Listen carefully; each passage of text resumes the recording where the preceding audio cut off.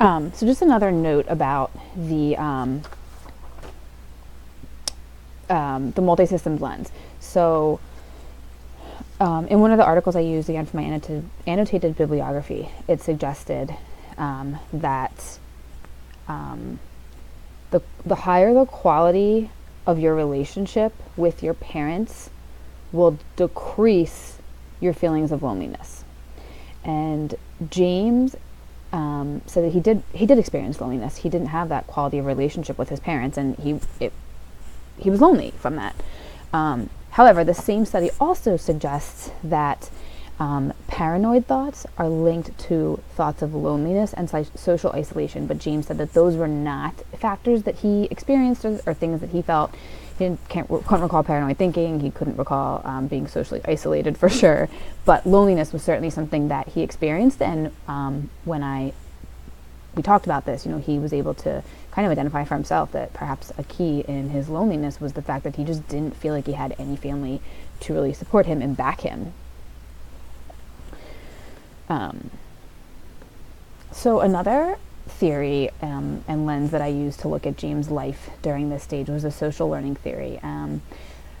According to our text, the Rogers text, social learning theory suggests that people use social interactions to learn things. And this was true for James. He turned to his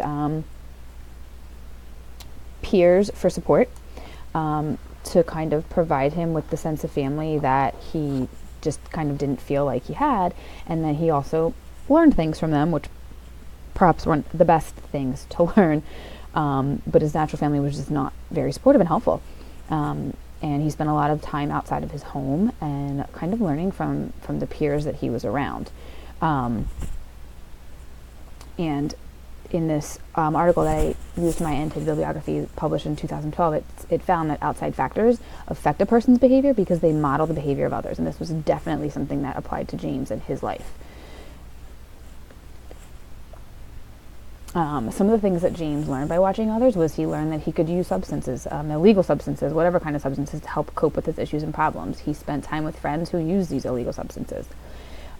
He also saw his parents marry several times, and this affected his views of marriage prior to him being in a relationship. He felt, before he met his wife, he felt that marriage was disposable, and those were his words that he used.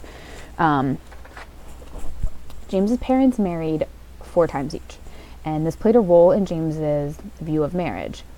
However, in the study that I looked at from 2016, they noted that when someone is in a romantic relationship, it can change their views on relationships, regardless of their parents' marital status. And this was true for James.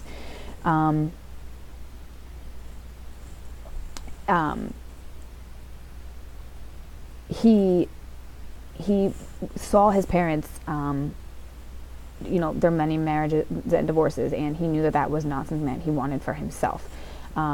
So when he was in his own marriage, he was able to see, like, wow, this doesn't have to be disposable. This is something you can work towards and work for. And it changed his views on things. And divorce is not something that has plagued him. His successful marriage is also in line with the determination that children from divorced parents can and do have successful relationships. And that was also discovered in this article and studied in 2016 by these authors listed.